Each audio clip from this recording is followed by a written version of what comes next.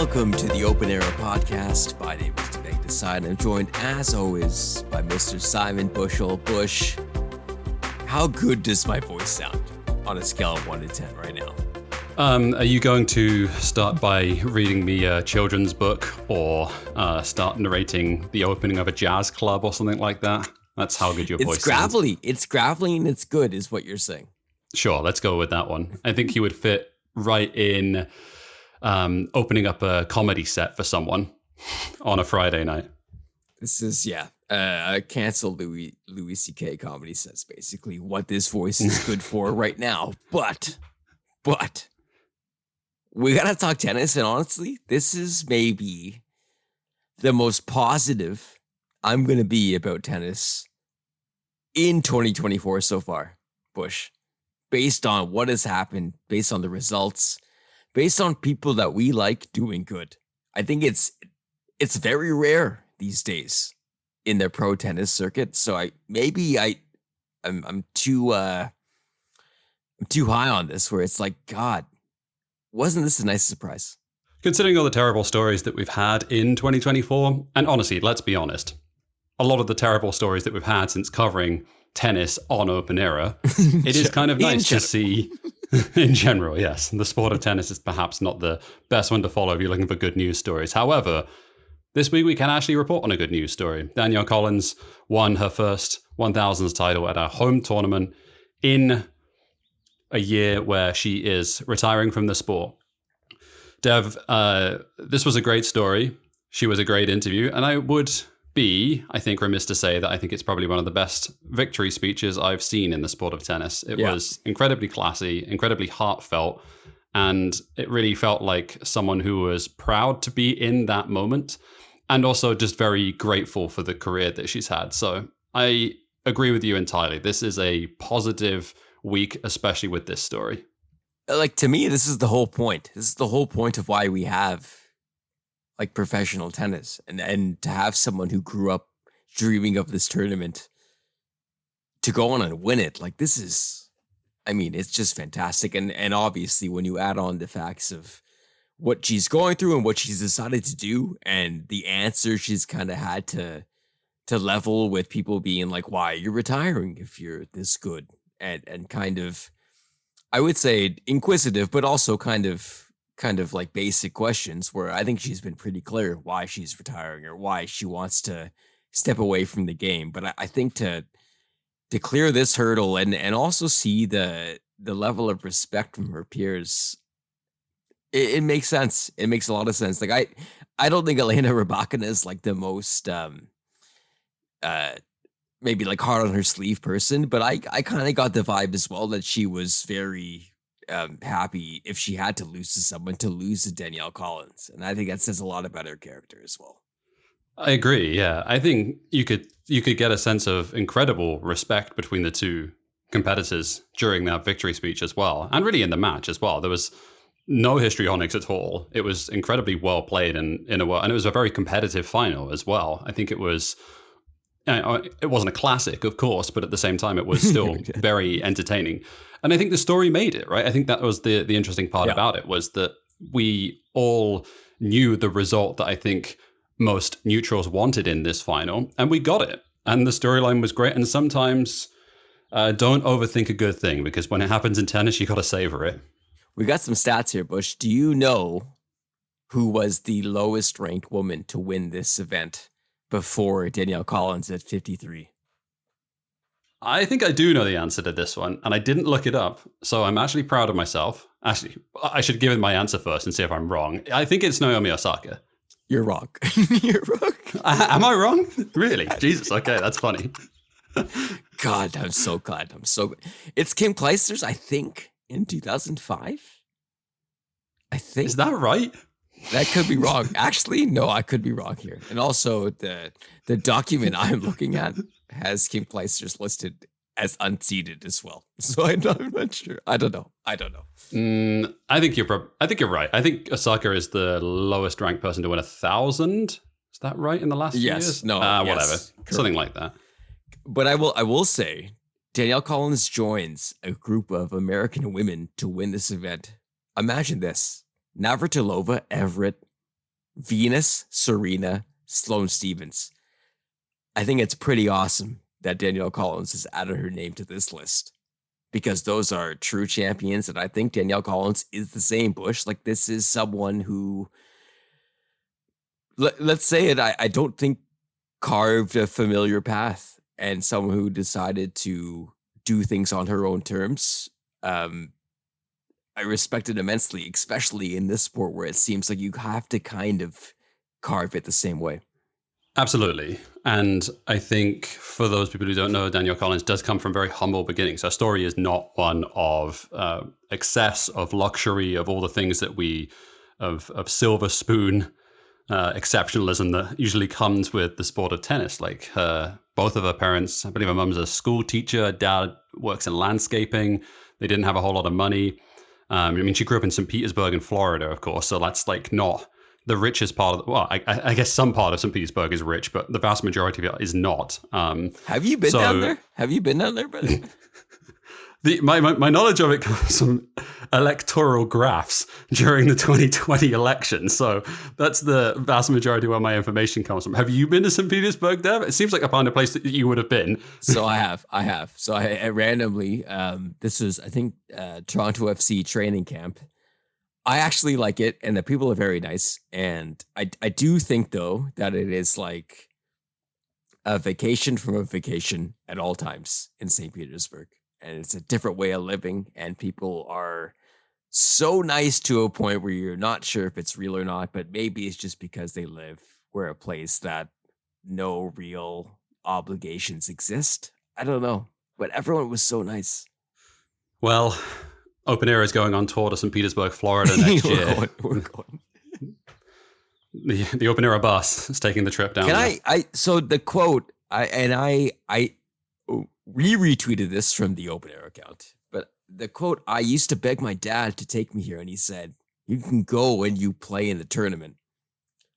I love it, and I also know that it wasn't said with like malice or anger, but it's such a working class quote as well that doesn't exist in tennis, really, that I feel like really made Danielle Collins the champion of the people. Because like you said, Bush, like that's the story is not commonplace. It is not at all. I'm sure I've used one of my favorite Danielle Collins quotes on the podcast previously when I can't remember what this was in relation to, but effectively it was her opponent complaining about noise on court, and her response to her was, go to the fucking ballet instead if you want Yes. it to be quieter, which I greatly appreciate.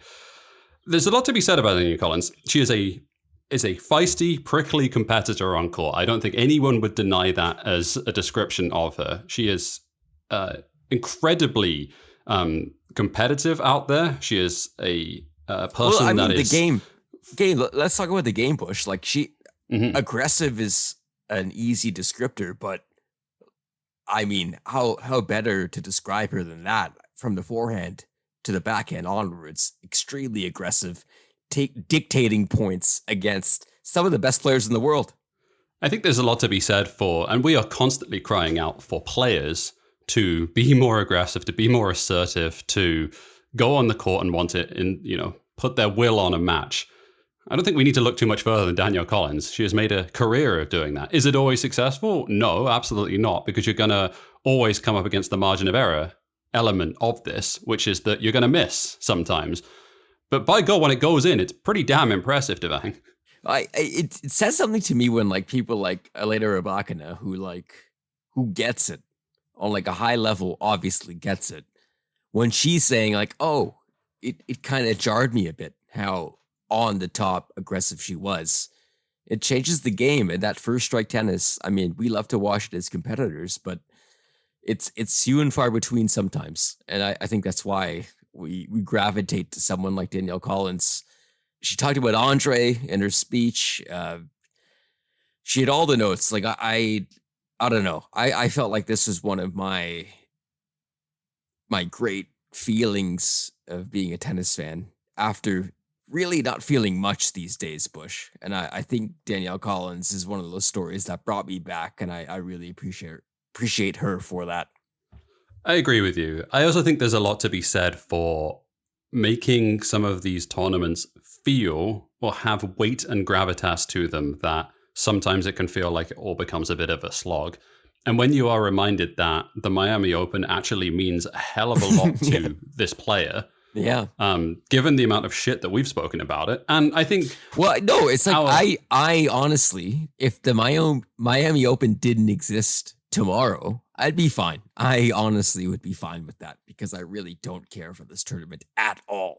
But you have Danielle Collins. You also have Grigor Dimitrov, who carved a story of his own, where I honestly found myself liking the ATP a lot more, and I was hate watching some of it, but still fully in, more in than I've been in a while. It could have been somewhere else. But it was at the Miami Open, so I guess I'm back in. Well, I think you better get used to it as well, considering they just signed that 5-year extension. So. Oh my God, this speech. We got to get into maybe parting shots. God, James, what happened? What happened to you, man? Jesus Christ. Looks in great shape, though. Has to be said. That's fine. Did he have to wear the same shirt as all the other Intua guys? That he looked like a salesman? Jeez. Is he not a salesman? I think that's literally his job when he's tournament director. I know. Okay. So maybe he's just repping what he's supposed to look like on that one. I think sort of wrapping up final thoughts on Collins, which is that this is a feel-good moment. I think it is a fitting reminder that some of these tournaments are very memorable and meaningful to players who grow up around them. And then not everything is about Grand Slams either. And when you see winners like this, and how much it means to a player like this, I think it is a nice reminder to everyone involved that we all have different, this is going to sound patronizing, I don't mean it, we all have different levels, and what we consider to be like the pinnacle of our career is going to be very different for a lot of other people. And I'm often reminded by those stories. It's actually, as a weird side tangent, I was listening to Vinny Desharnais, the Oilers defenseman, the other day, basically saying that, oh my I know, God. as a random aside, Dylan, stay with me here. Cut this, Dylan. Cut this from the phone, please. Take his mic away from him. And basically what he was saying was that he is playing with players that knew from the age of 13 that they were going to play in the NHL. The players that were really, really good. And to him, he did not know he was going to get to the NHL until he was like 26. That he had to constantly bust his ass to get there. And just being in that league was the pinnacle of his career. Everything else was a blessing on top of it. And I wonder whether or not there's something to be said about the way that Collins winning this title. Yes, she's been in Grand Slam finals. Like, she has been to the top of the sport. But having said that, winning your home tournament in a place that you grew up thinking that you were never going to go to or never going to win, that's got to mean something, surely. Maybe more than everything else. No, I think that's a really excellent kind of dichotomy. Yeah. Like, I think I was alluding to a bit of it where I'm kind of jaded on some aspects of professional tennis, basically on the back of who's going to buy what, or like what massive conglomeration is going to take over what tour. But when we get down to it, this is literally what it's all about. And it's someone like Danielle Collins, who not only is a story we can champion, she plays extremely amazing tennis. Like, that is the whole point. And it was such a great thing to see. And I really don't give a shit about the Miami Open at most times. But I did, thanks to her. So that was great. That should be in the description of the episode, shouldn't it? Normally, we don't give a shit about this tournament, but this year, we do. Well, so let's go to the men. Jannik Sinner does the job against Grigor Dimitrov in very quick. I think it was an hour and 21 minutes, something around there. But a couple other things to unpack here. Grigor himself, Bush. He beat Alcaraz. He beat Zverev here. Back in the top 10 for the first time since 2018. We're talking about loving the game or like wanting to care about tennis. Another one where it's like, holy shit, like that Zverev match, I was so in and caring about that. I needed him to win that. And when he came through, it felt amazing. One of the really genuinely good, nice people on tour, and we have been crying out for positive male role models in this fucking sport. I think he's actually a really good example of that in some ways. Having said that, I probably shouldn't look too deep into his past because you're always going to find some surface level, some horrible things. With all that being said, comes across incredibly well, is beloved by the tour, from both sides of the tour as well, not just from his peers on the men's side, but on the women's side as well. Someone whose game, I think, is really well liked by the general public. It's aesthetically very pleasing. Just his timing is exceptional. His technique obviously is exceptional. His footwork is remarkable. Yeah. I think if you're showing kids, and obviously like Federer and all this sort of stuff, but look at Dimitrov's feet and look at his base in the middle of rallies. He's so strong down there. And I think that's one of the really defining points of his career, which is that he has all of the tools and has had all the tools to be an incredible player that I think most people wanted to see more from. But he's showing us something in his 30s that I think is going to be exciting to watch for the rest of the year. If he can keep up any sort of this level, watch out for him on some of the quicker surfaces, especially on grass. Like, he's got a pretty good record at Wimbledon. So I'd be curious to see if this actually continues or whether or not this is just a 1 week feel good story. I wonder if this is what the men's tour is kind of going to be like for the next few years, Bush, where you have, the clear cut above, where you have your Alcaraz, Sinner, Djokovic, for however long he wants to keep going. But you have people who can definitely win on their given day. I guess depending on the level, though, like maybe there's a drop off from the slams to the Masters, but I do feel like there is a little more parity. That's not bad, and it kind of adds to the luster of what Sinner does in the final, in which it was a bludgeoning. But like, I'm a bit surprised maybe at how quickly Jannik looks this complete. Were you surprised, Bush, that it's happened this quickly now? Because he's by far the best player in 2024, and I'm having a hard time doubting him on clay, even though it seems like a huge mountain for him. Well, I guess ask yourself the question: any match that he goes into on any surface in the world, who's beating him? Exactly. Is an exceptionally small list of people. A random Argentinian on clay is still there. It's still in the periphery. I mean, that's the case for everyone, though, is it not? That's true. No, that's true. There's always a banana skin for the dirt rats, as Andre Agassi so often called them. This week to me, it's what else can you say? Like, I love the Serena clip of her talking about his forehand and how lights out it is, but like, just there is an aura developing that I think is pretty cool to watch. But also, he is so, even from the post-match speech, he's so nice. Like, he's telling Grigor's camp, like, above and beyond, like, hey, you guys are doing great work. Like, I don't know, like, I feel like I'm fully in Jannik's bag, that I really worry that something horrible is going to come out. God, Jesus Christ. Remember the 5-star movement secretly? Jannik Sinner is the best player in the world in tennis, on men or women's side. I feel confident in saying that. His level is above anything on the women's tour, or comparatively. He is complete. I back him on any surface against anyone in the world at this point. I think that's how good he's been this year. He is an absolute machine on a tennis court now. What do you think Cahill has brought him? Because I feel like there is such a shocking consistency that's there, that you would imagine is, he's putting in the hours, but like, what do you think Cahill has changed with him? I think this is a really interesting question because of how much can a coach actually do for a player, and how much physically can they do, how much mentally, how much emotionally, what support you're kind of giving a player. I think clearly he's benefited from someone who has a track record and a history of taking players to the promised land at the back end of tournaments and trying to instill that confidence in him. That's obviously been a component to this.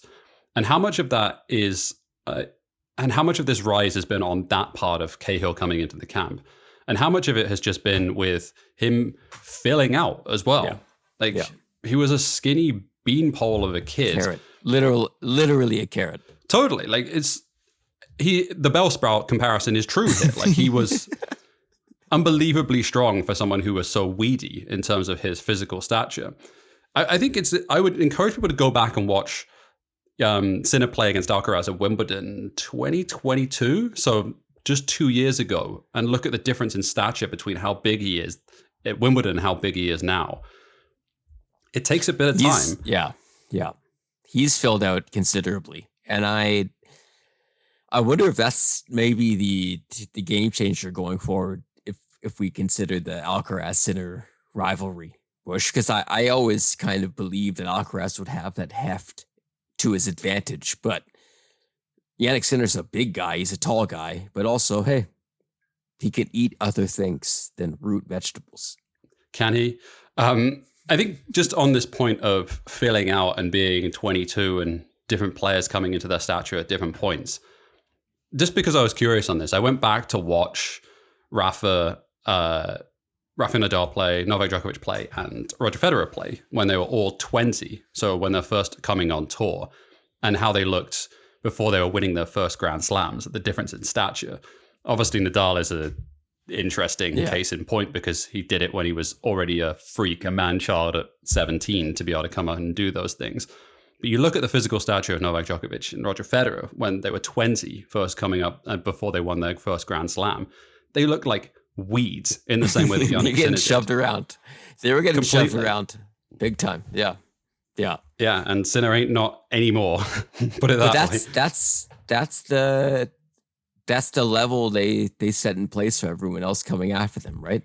Totally. Because the training levels increased and what you needed to do is like the minimum increased, and it became to be the greatest. God, like that's the other thing that I need to stop doing this where like comparing people or comparing players, because like Jannik Sinner on his own is just a joy to watch. And like, especially today, like I know the match wasn't that good, but like when he's in full flight, boy, like there's few people like him. So it's worth it to just enjoy it while we're watching it rather than maybe comparing him to other people and other Grand Slam counts, which I know I do myself. So maybe I'll leave that there.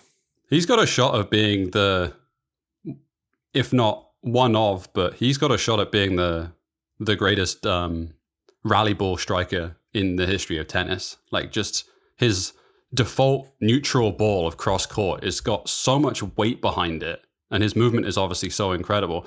His ability to just hang in rallies and turn them to just grind his opponents down, but still like inject pace into it is remarkable. It's devastating. You saw it in this final. Like Dimitrov thought he was in rallies, and then he just wasn't. He just got completely overwhelmed.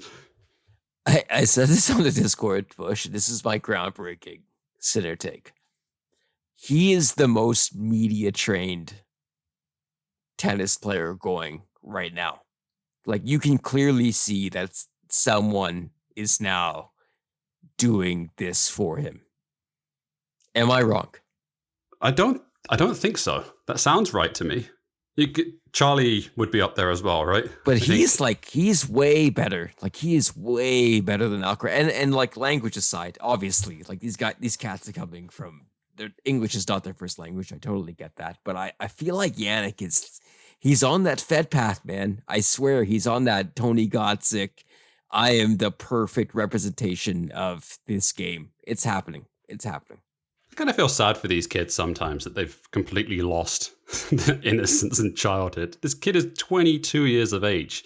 You hear him talk, he could be 40. Yeah. The maturity that he approaches the world with. But from a year ago though, it's a huge change. I marvel at that sometimes because in the sense of like something has been lost here where they can't do this naturally, and maybe they would say something horrible, but it so much reminds me of that period of time where everyone like sort of expected. The big three are obviously the clear examples of this, where everyone was always like, oh, it's going to happen. I'm telling you it's going to happen. Oh shit, it's happened.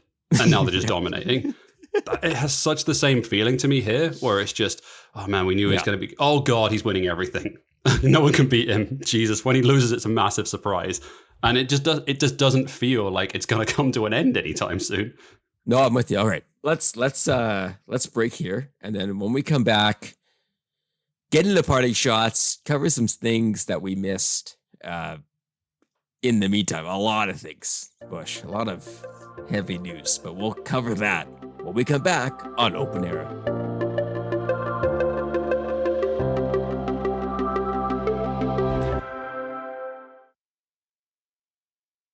Welcome back to the Open Era podcast. Devang, it is time for parting shots. It is a meaty, a weighty parting shots. We have a lot to get through because we weren't here last week. We start with the unspeakable tragedy of the passing of Konstantin Kozlov, Anya Sabalenka's former partner, death by suicide. A really harrowing event. Incredibly challenging, I think, to see Sabalenka have to compete in Miami. I guess some small aspect of this, which may have alleviated, was playing against good friend Paula Badosa in the second round. There's not much really that we can add to this story, Dev, other than it being just a tragedy of unspeakable proportions. Yeah, I can't imagine having to go through something like this so publicly and have to play and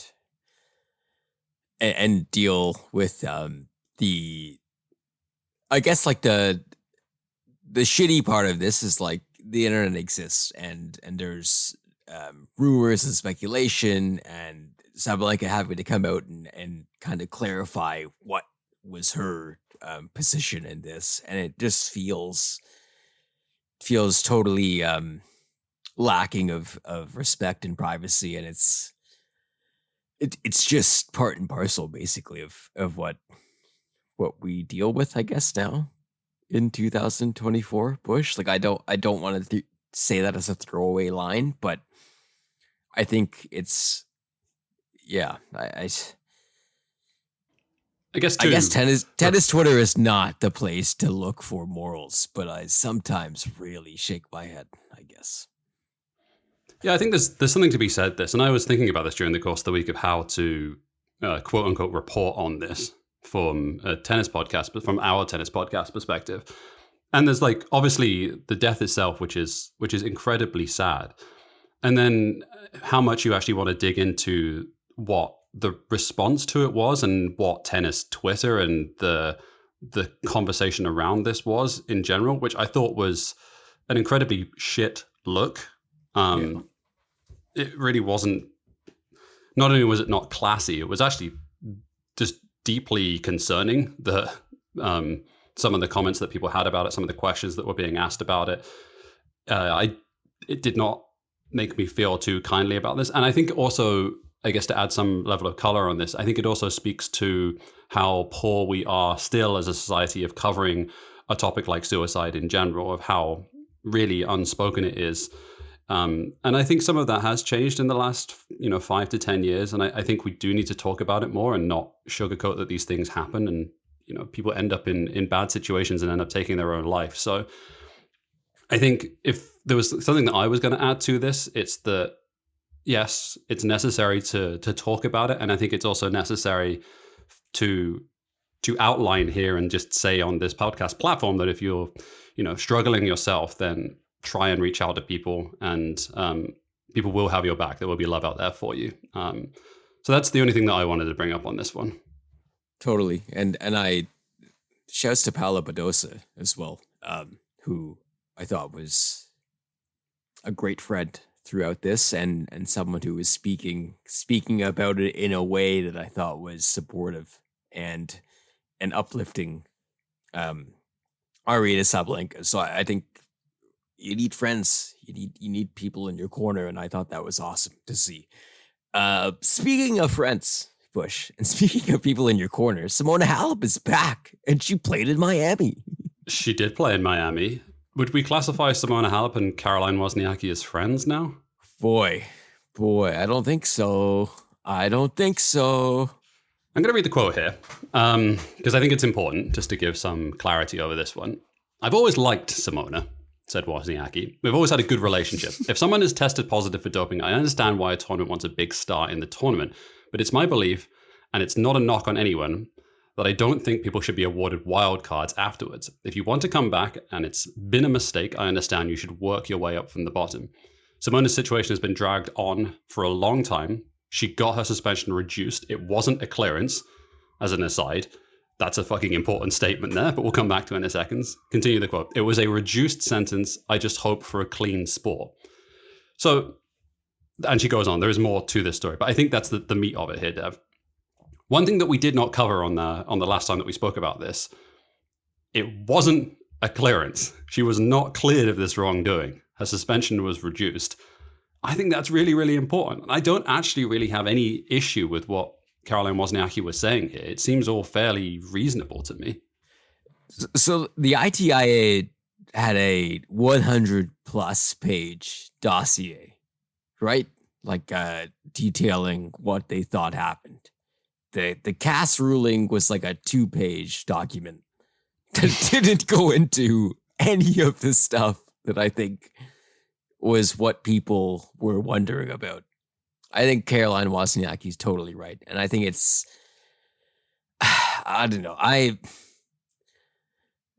Part of me does not really, I don't think it's on the level of what we're actually testing for. Like the idea of like, we don't give a damn until it actually maybe crosses a threshold that we have demarcated as, oh, you cannot do this. You cannot do this. Simona Halep did this stupidly and got caught. Mm-hmm. And through some sort of technicality, she's okay. I don't think she's the only tennis player to have this happen to her. But I do think it's strange to me if Wozniacki is saying she has to work her way up from the bottom, basically, if it's not correct. That doesn't make sense to me. But I think Caroline Wozniacki is alluding to the fact that it was probably correct. It was probably correct. I think there is my opinion on this one. I think I've been on the record saying it previously, and I want to sort of bring it up here as well, which is that anytime I think tennis follows a similar sense of like the NBA or the NFL or some of these organizations that are, by and large, they are alluding to the idea that there is some level of accountability over this stuff. And my always belief on this is like, don't be fucking stupid about it. Like, we'll give you so much leniency on this, but like, my God, if you are this dumb and you get caught on it, then we have to just make sure that we look credible on some of these things. And I don't think that applies to everything. I think there is many sports and many organizations where it's much stricter and it's much more defined. I don't think tennis is like that at all, Dev. And I think this is just another in a long saga where it seems deeply questionable the way that this stuff is tested and the way the level of accountability is held up here. I'm with you. Shall we get to Lorenzo Musetti doing advertisements? So this came out during the course of the week. I think decent advertisement from Head. This was basically him dressed as Obi-Wan Kenobi. Or Luke Skywalker? I don't know Star Wars well enough. You have a very low bar for decent, in my opinion. But okay. Was this cringe?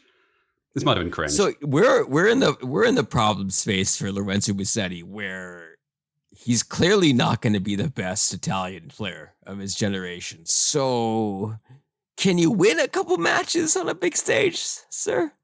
Instead of doing this, you name me a better Italian player at the moment, Dev. I think I'm hating. I know I'm hating. And I know for sure I'm hating. But, God, that backhand is pristine. But what are you doing here? Anyway, I should explain. The Head advert is basically saying that they are wanting a savior in the one-handed backhand sphere. And he goes to remove his tennis racket a la removing a lightsaber. It's bad. It's bad, Bush. It's bad. Maybe we should just move on. Watch it and then cringe at it and then come back and tell us how wrong we are about it. Novak Djokovic and Goran Ivanisevic are done. This is a team that has had a tremendous amount of success. Many, many people chalking up Ivanizovic's influence on the world number one serve and how much it's improved in stature since they have been a team. There was a lot read into this one, not least the fact that there was, should we say, tetchy moments between the two of them at the Australian Open. It did not seem like everything was swimming well inside of the camp. Still was somewhat of a surprise, though, it has to be said, Dev. A bit, yeah, a bit. I mean, the success, holy cow. And I think one of the biggest credits to Novak, I would say, is that he has not been afraid to bring in people who maybe don't deify him. And I feel like Goran was one of those people who could tell him things that he maybe wasn't so open to hearing. And I mean, the success speaks for itself, but also that Australian Open final, God, that felt uncomfortable. So I think it makes sense. I don't know, man, about ND Bush. Like, any prediction we make will be insane and stupid because who knows what it'll do, but he's done. He's done. He's finished. It's over. He's done. Get out of the way. Well, he's cooked. He's cooked, man. My man, Pavi G is coming for you. I can't wait. You know who we saw playing table tennis this week? Emma Raducanu. We did see Emma Raducanu play table tennis. Looking, it has to be said, as someone who was a former player of some note. I don't say this very often on this podcast. But I was all right at this sport. I was okay. At some point, there was a number next to my name in terms of a ranking. But Emma Raducanu seen playing table tennis. The form looked good. I don't really have anything else to say other than it was kind of cool. And it led me on a tangent to ask a question to you. Out of the top 10 on both sides of the tour, who do you think would be the best table tennis player? Give me Marketa Vondrousova at 8. She's a lanky person. I feel like she's got incredible reach. Obviously a great athlete. But yeah, I'm going with Ons or Vondrousova. I think that's a good shout. That was actually not too far away from what I was thinking as well. I really thought about Ostapenko long and hard. Like as someone that I thought could... Mukova as well would be a good shout. Did you watch that the Sabalenka Raducanu match in Indian Wells? I don't think I did see it. No, I mean that's not true. I saw a little bit of the highlights of it. I didn't see it live. My only takeaway really is that, like, obviously the margins are small, but it doesn't seem like it's a gap that's achievable for Emma Raducanu. And I hate to say that because it sounds like I am being a hater again, but there's levels to this game, you know? And I'm not writing her off at 21, but it didn't seem like there was, I don't know, like a bridge to close. How many more players will we piss off during the course of this parting shot segment? Let's keep going. Serena Williams. Speaking of someone that we should piss off, let's go to Serena Williams, Dan. It was great seeing her back. Yeah. Seeing her around tennis. That was awesome. Seen prominently throughout the Miami Open during the course of this week, was in the box to watch Grigor Dimitrov completely and utterly manhandle Alexander Zverev.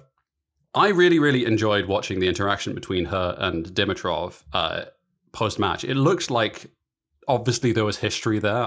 This is not a Sets in the City episode, so we're not going to dive too deep into that. But it looked like there was a deep friendship. I thought there was an interesting quote. Did you see this as well? That Dimitrov said during the course of the week, they speak daily. Yeah. That they text each other daily. I thought that was a really interesting quote. I didn't realize that. And like Venus says like he's their little brother, and like I think it's the ties run deep. Clearly he's a good person. I'm comfortable saying this. I'm not even worried about being milkshake ducked about this at all. Like I feel like Grigor, he figured it out. And also, like, what better way to figure it out than going on this horrendous tour where you're traveling all over the world and observing people maybe who are not doing it the right way? Like, what better way to teach yourself and also not hold, like, the big stars as, like, people you should emulate in all ways? Because I don't think he does, like, the the Federer, Nadal, Djokovic thing, right? Like he's his own person, and he's clearly okay with that, and he's better off for it, and clearly people gravitate to him. So I think it all checks out. Do you see the video when he was circulating during the course of the week of most attractive male tennis player? The thirst is very, very strong, it has to be said, for Grigor Dimitrov.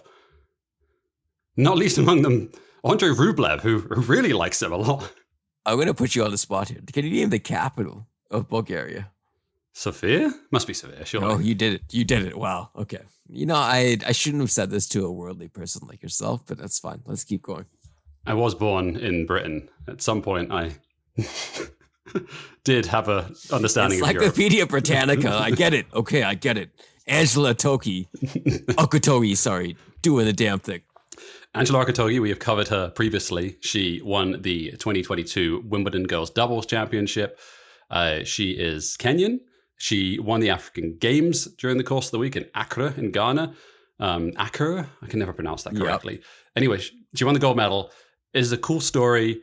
We continue to watch her run. She is a pioneer, obviously, in the sport. She's had coverage from a number of media outlets. Just keep going, I think. That's the thing that I will say about her. Continue winning, continue making progress. She's on the verge of being inside of the top 500. I think if she can continue to have an ascent, I mean, she's already a trailblazer, but if she's able to continue climbing rankings and you know, the top 250 would be incredible, but just a cool story, and one that I'm always happy to bring up anytime she does something in the sport, Dev. Massive. Absolutely massive. And I think she's spoken about aunts reaching out to her as well and offering words of support. Tennis is a global sport, quote unquote, and I'm doing extreme bunny ears on that because it's not really, right? It's about capital and resources and finances. And there's a reason why I think there's been a dearth of top flight talent from Africa, and it's not for a lack of trying, I think. So this is an awesome story, and also someone who, I mean, let's be frank, Bush, like this is not a shot to the top. Like this is someone really working their way up through the grind to get to the point where we're watching them on the first round or second round of Wimbledon. Well, we talked about it in the first segment, didn't we? About how the Miami Open was a level for Danielle Collins, and it meant the world. And this is a player who's been inside the world's top 10 to a Grand Slam final. And the grind of tennis, and you realize how many good players there are in the world. And we're talking about someone who just wins the gold medal in the African Games being outside of the world's top 500. So like the levels are immense, and the challenge of getting to the top of the sport it's almost inconceivable sometimes of how good these players are inside of the top 10, lest we forget that, Dev. Was there a more fitting thing than seeing Roger Federer do the commencement speech at Dartmouth? Because I feel like it was a bit too on the nose. As far as I can tell, the only reason that he was invited to this, other than the obviously large bags of money which were backed up to his Swiss mansion, was there's something called the Big Green at Dartmouth. I know nothing about this. I know absolutely nothing about US universities, other than it's all incredibly corrupt. My opinion, I should say. I think it's incredibly corrupt. I'm not going to get done for liable here. I believe the US higher education system, private university education system, is very corrupt. So, yes.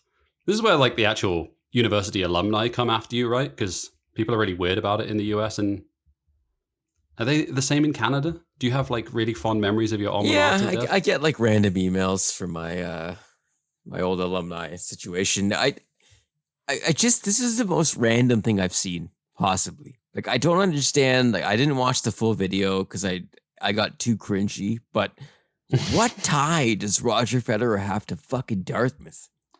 What? Why? Like, God damn. I don't know, man. Like, you do what you want to do. I'll be a Fed guy forever. But also, what the fuck? Wrapping up parting shots, let's just quickly transition to the aforementioned Roger Federer. This GQ article that he was featured in, I think it's actually a very compelling read, and I really do encourage people to go back and read it. I think it's really informative. He's actually quite candid in some of it, and I think some of the quotes that he has in here are quite eye-opening. That being said, I thought the preamble was hilarious. Let me just read this bit. It's one of the most insane preambles I've ever read in a profile. In person, he is slightly taller than you might think. His eyes a touch more hazily. At 42, he still moves with some grace and efficiency as he did when he was a professional tennis player. Though when he and I stand up from the couch where we've been talking, we both make the exact same involuntary groan. What the fuck is going on here? The story of him coaching that Stanford team, though, like, how amazing would that be? I know you bushy fucks have gotten the silver spoon your entire life, but Roger Federer is like, hey, what if you hit the forehand this way? What a moment. So let's check off the list. Serena Williams has been on there, Simona Halep, the entirety of Dartmouth, the entirety of Stanford. I think we should just throw in, just because it's important, a cursory fuck Alexander Zverev. That's always important. I hate when stories are phrased like this, where it's like, what a happenstance. What a crazy thing that happened. Yeah, no, his agent is your dad. That's what. God damn it. There is more stuff in this article that at some point I will pick out, and I think it's actually worth diving into, but not for now, because we're running long. Dev, there was a video released this week where Jannik Sinner and Alfie Hewitt were playing wheelchair tennis together. They were just knocking the ball back and forth. And it was a reminder of how challenging that discipline is, how good Alfie Hewitt is at it, and really genuinely how completely fish out of water Jannik Sinner looked like trying to operate a wheelchair and play tennis at the same time. A very, very strong reminder that these are incredible athletes, and the immense amount of strength, timing, and technical ability it takes to be able to play that sport is incredible. Another video from the week that I would really encourage everyone to go back and check out, because I thought it was great. Highly recommend it. No, I agree, full stop. Alfie Hewitt has the way he hits the ball, Bush, like, it's just, he's got such a flavor to it that I love watching him play. And to see Jannik try and kind of get used to a situation that he clearly wasn't used to, and also seeing that, like, his natural athletic talents come out as well. It was cool to see. But I mean, I imagine playing at a Grand Slam level event in a wheelchair and be able to hit the shots these guys do. Like, it's really fantastic to see. Absolutely. They have 2 challenges remaining. We come to the end of parting shots as we begin our long transition to the clay court season, which will come up very shortly. What outside of the world of tennis caught your ear, your eye, your nose, perhaps, your senses? I know you're doing this for time, so we cut off one of our things, but I'm going to use this for my part of my 2 challenges remaining, sir. 20 years since Fidel. Do you think we would have done Open Era without them? Probably not. Definitely not. Yeah, probably not. Definitely not. I think it's kind of shaken me to the core as I turn 36 later this year, that these guys kind of made tennis again, and they bridged a gap that didn't seem like it was possible. They made tennis maybe the most important sport in the world for whenever they were playing. And I think that will not be lost on me. And when I saw it was the 20-year anniversary, it kind of took me aback, man. Because damn, like that's a lifetime almost. Yeah, 2004. It seems like just yesterday that they were playing in that Miami Open for the first time. It was still a remarkable match, one that's well worth checking out and going back and look at the highlights for. No, I agree with you. Like, it's remarkable to see the effect that these 2 dudes have had on the sport. I watched the 2004 US Open final, Roger Federer versus Leighton Hewitt. 2005? 2004? Yes. One of the 2. 4. I don't fucking know. It all blurs together at that point. And just hearing the way that the commentators are talking about Roger Federer in that final, like he's this sort of alien. Demigod. It was, yep.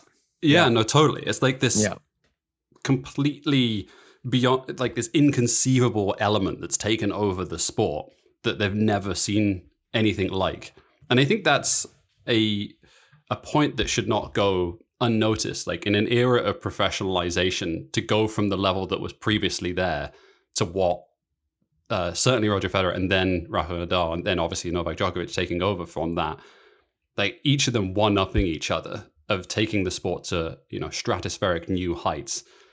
It is kind of interesting to go back and look at them in their heyday, like the pinnacle when they first came on tour, and just the way that the commentators are like, Jesus Christ, I don't know, how did he hit that shot? Like that doesn't make any sense. How did he reach that? I mean, that's kind of like fascinating, and that's such a beautiful part of the sport that we love so much. Yeah, it made me extremely nostalgic as well about my favorite moments, like watching the sport, and even the bad ones as well, because I think that's part of it. But 20 years, holy cow, you actually have a good 2 challenge remaining. So I did. I played 75 hours of Final Fantasy VII Rebirth and absolutely loved it. It's really great. Say that again, 77 hours? 75 hours, yeah. Just a casual 75 hours. Probably shouldn't tell you some of the other hour numbers is that good? associated. Like, tell me, like on a non-gamer scale, is that good? Like, is that bad or good? I don't think sinking 75 hours into a video game in general was good for you. Okay. But you enjoyed it, though. I loved it. I thought it was really good. It's an important retelling of a story, despite its wackiness and bizarreness, of the dangers of abusing the planet and abusing the natural landscape, which was still as prominent as it was in 1997 as it is now. So I would encourage people to play it. And then I started watching the first season of Vinland Saga, which is another anime series, which is really, really good. It's the second season, I believe, concluded last year and has got a bunch of awards about potentially being one of the best series of anime ever. So I was curious to check it out. So those are my 2 this week. Amazing. Reminder, you can find us on patreon.com/open era. We're also on x/twitter.com Open Era Pod. Find us there where we're talking about tennis all the time. For producer Dylan on the 1s and 2s, and for Simon, thank you so much for listening to Open Era. We'll talk to you next week.